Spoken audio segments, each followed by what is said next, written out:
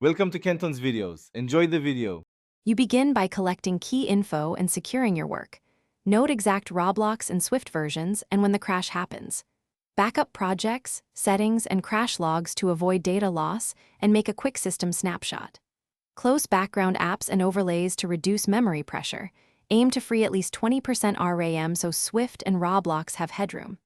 Once done, restart the machine to clear cache state and collect a fresh log. This ensures your next steps act on current, accurate conditions. Next, you dig into diagnostics and targeted fixes. Open crash logs, read exception codes, thread ID, and symbolicated stacks to identify whether Swift, Roblox, or a plugin triggers the fault. Update or reinstall Swift toolchains, Xcode components, and any runtime libraries to eliminate corrupted binaries.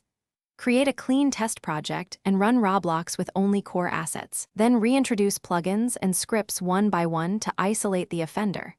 Make sure to repeat tests after each change. Now finalize by applying confirmed fixes and verifying stability. Rebuild caches, clear temporary files, and compile a fresh build before running multiple stress tests to confirm the crash is resolved.